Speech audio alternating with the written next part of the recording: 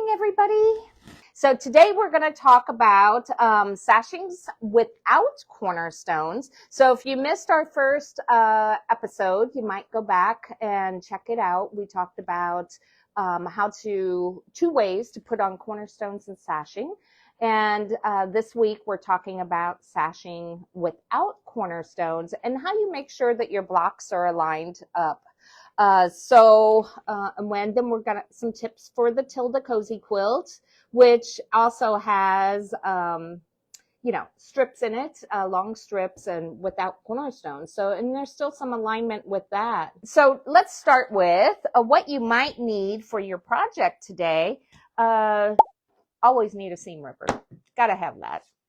Some snips, some pins, a rotary cutter.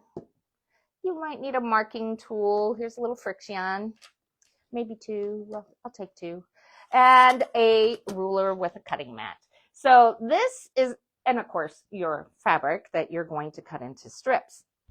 So I'm not necessarily doing a rotary cutting class today, but for your sashings, you will need a rotary cutter to create your sashings, whatever width you like. So on our website, we have free patterns. Just go to patterns and look for free. And one of them out there is Sashings and Cornerstones 3-inch.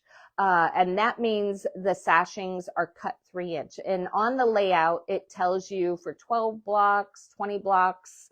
So you have a throw, a twin, a full queen, and a king. And it tells you the cutting instructions for 3-inch sashings. We will also put out there a 2-inch one. I've almost got it done. I just wanted to confirm the yardage. So that is out there. So if you're in our block of the months, our pre-cut block of the months, you can just go to the website and download that. The 3-inch one makes a little bit larger quilt, obviously. And as you get up into sizes, you may not need as many blocks. So that is one option if you want a larger quilt with less blocks. So, but that's out there and you can use that for any wayward blocks you might have. So some of our cutting instructions here. So last week, our supplies. Let me just get all those out of the way. Okay, so last week we talked about sashings and cornerstones, and we put together 3 blocks, and we talked about how you marry your sashings so you have these cute little cornerstones. And last year's block of the months had this little chain going through it, so I kept my cornerstones dark. So when I put my next block down here, the chain will just carry. But what we want to talk about today is how do you line these up and make sure all your blocks are straight when you have no cornerstones. So this is where your friction pin and your ruler come in play, because the first thing I'm going to do is line this up with my block. I'm also going to line it vertically so I know that I'm straight, and I am going to put a little hash mark there. So I do it on each side. So I'm giving myself a cornerstone to line up with, even though I have no cornerstone. I also like to do the center of my block. So I'll do the same thing. I'll line it up and try to get into the center of my block here, and I'll mark that. That just helps me with alignment.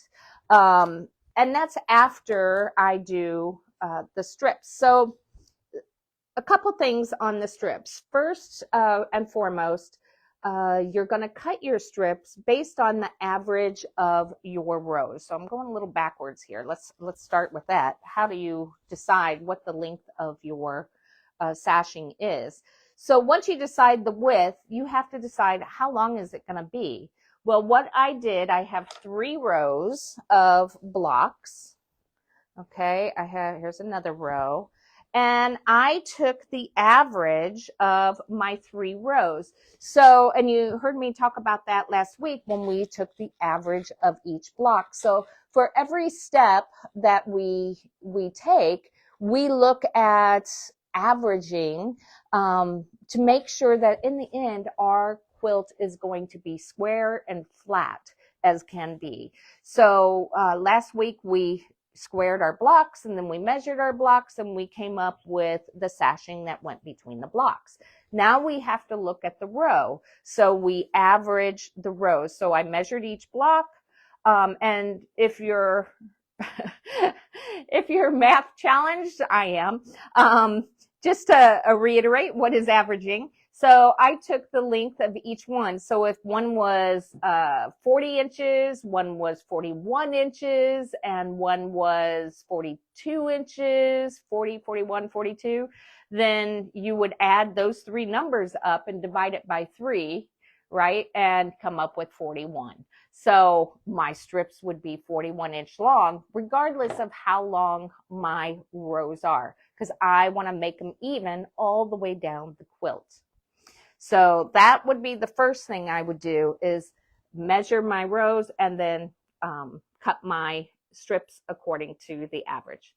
Then I'm going to take my strip and I'm going to fold it in half. Okay. And I'm going to fold it in half and find the center mark. And I'm going to attach the center mark with the center of my row. So right here was my fold. Here's the center of this quilt, and I would pin it there. Grab my pins. Okay. And then I'd come over here and I'd match up the ends of this row, get it nice and straight and square on my row,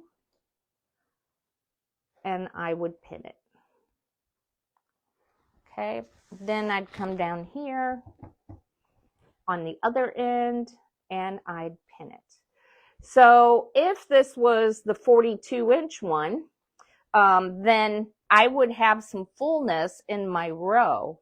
If it was the 40-inch one, I would have fullness in my sashing. But I would take my centers, and then I like to do it in quarters. So I would find my quarter, and then I would find my half of that. And what you're doing is you're taking the fullness of the row or the fullness of the sashing, and you're spreading it across the entire row or sashing. Okay. And then what'll happen is I'll go through and do my 1/4 inch and easing some of the fullness in. Okay. And I can tell I have a little fullness. See that? So once you add your sashing, you're going to press it towards the sashing. Okay, so let me take all these out. Open this back up. I'm going to press it towards the sashing, and you can see the little seam there. Okay. So I have a little tip for the sashing, for sewing on the sashing. So let's go over to the sewing machine here.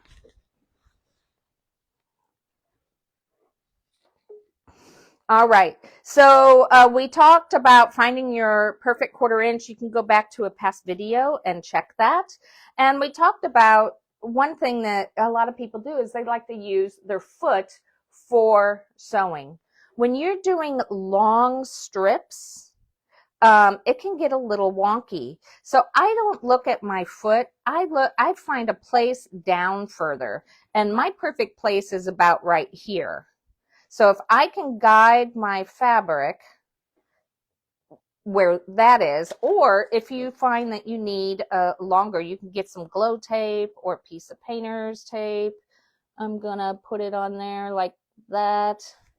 That way, and or even down further. The more straight you can get it, the better. And then that way you can just guide it along the tape when you're feeding it through your feed dogs. And when you're doing that, here, I'll just fold that in half. I'm looking down here. I'm not looking at my foot. I'm looking, for me, I look right here. I have use my plate marks. And when I'm sewing and it's feeding through, I just make sure that this is together and it goes through. And I take my time. The reason I take my time is because I see this a lot. And sometimes it's even worse when you go really fast and you don't match up as you are sewing. Okay, so I'm sewing along and my foot's still moving and I let go and I'm trying to marry it. You need to take your foot off the pedal, stop the feeding and straighten it, and then keep going. Don't straighten it as you go. Always stop and then straighten. Okay. We, as a long arm quilter, we see a lot of things, and sometimes we see where we miss the seam completely. And that's always a concern for us, that our foot might catch that gap and rip the quilt. So that would be a bad thing. But that would be my tip for piecing long strips, is always keep your hands on it. Watch it down here feeding through, and stop your foot when you have to make any adjustments, and then keep going. So then once we have our sashing on there, we will go ahead and then do the markings. So now I've pressed it and I've pressed it open, and I do my markings going across. Okay. So now here's my second row. Make sure my chain is going in the right direction. So now I can take this, and I'm going to do the same thing. I find the middle of my quilt row and the middle where I press the sashing, and I'm going to marry that first. Oh, shoot. Here's my pins. I'm going to marry that first, then I'm going to come all the way to the end.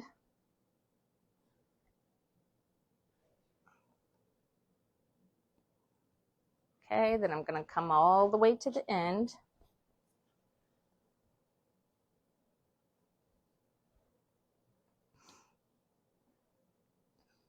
And I'm making sure that the two ends are straight. Then I'm going to take the center. Now I'm only working with half of the row at a time. But remember, here, I didn't mark it all the way across. Let's go to this end. Remember, I did my markings, and they should marry up with the marks on my sashing. So I have this marking right here, and I'm going to just make sure that my seam is right on that mark. So you can see the seam and the mark. Get that going and pin it just like you would if you were doing cornerstones. So then I have this sashing right here that I'm marrying up with that. There, getting closer. There we go. And then I have to marry these sashings. See, it's coming together pretty good. And I'm going to do this all the way across the row. And I do the center of the block, the sashings, the center of the block, and then the sashings, okay? And then you go to the sewing machine and you sew them together. So that is how you would align your blocks. And what that does is ensure that when you are done, your rows are in alignment. Don't have any of this going on. They stay straight this way, they stay straight this way. So that's how you would add your sashing to your rows if you have no cornerstones. Okay. All right. So next we're going to talk about our Tilda Cozy Stripe quilt. You all have seen this hanging on the wall. We had kits for this in the fall. It is out of Tilda's studio book. Okay, and you can see it here, and it's in purples and pinks. So she also, I don't know if you're familiar with Tilda's fabrics, but she also has free patterns out on her website called Tilda's World. So you might be able to go out there and check that out. So let's talk about how we get this to be this long strip and ensuring that we are in alignment. Now, I did not want to mark every single one of those, so I have a different way to do that. Because the strips and stripes are just a little bit shorter, I can do that. So first, in our kit, you got 5 different colorways, and there's 4 blocks. So we consider this a block, okay? A block, you start with fat 8s. Now her fat 8s fat quarters. Her fat quarters are a little different than what we're used to. We are used to 9 by 21. She was doing 10.5 by 18, which works perfectly for this quilt. And if you have a stripology ruler, it makes it even easier, because you would line up one of the lines across the stripe, and then you would cut according to size, and you can get 2 blocks out of each one. And the reason she uses fat 8s is because there's what I just showed you on the sewing machine, how you can get really wonky by doing long strips. A shorter run is going to give you more accuracy. So keeping it just 2 blocks at a time will help. Do you have to have a stripology ruler? You do not. You can do it with this ruler. All you'd have to do is make sure that you're in alignment and then cut your 2 blocks. Okay, I would first cut my selvage off, and you would do according to the sizes that the pattern would tell you. Okay. And I make sure that I'm in alignment going up, and then make sure I'm in alignment going across, and I do my squares. Okay. So this is part of my Tilda's tips for the Cozy Quilt kit. Also, when I pieced them, I opened up and flattened each of the seams. Okay, do not use steam at this time, because you don't want to stretch your seams when you're steaming it and putting moisture on it. Okay, so pressing it open. Okay, nice flat. If you had a woolly bar clapper, this is perfect time to use one of those. Kind of keep those really nice and flat. Okay, so now I have my pieces, and I have attached my rows. So similar to what we just talked about, our rows, this is now our row. So however long the quilt is, taking the average of those. So if you had 10 of these, you'd measure 10 of these and take the average, and that's how long your strip is going to be.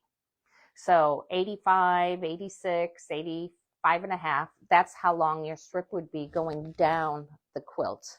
So I attached it the same way, folding it in half, pinning it, and putting it on each end. Then I'm getting ready to attach the second one. I found my center. I find the center of this row, and I pin that. And what's nice about these is they're nice and short. So instead of marking every single one of these, I ensured I was in alignment going down. So if I'm in alignment I already pinned the top and the bottom. And you'll see that there's a little gap. I made sure there was so I could show you. You do your 2 ends and you do it exactly the same, except now I am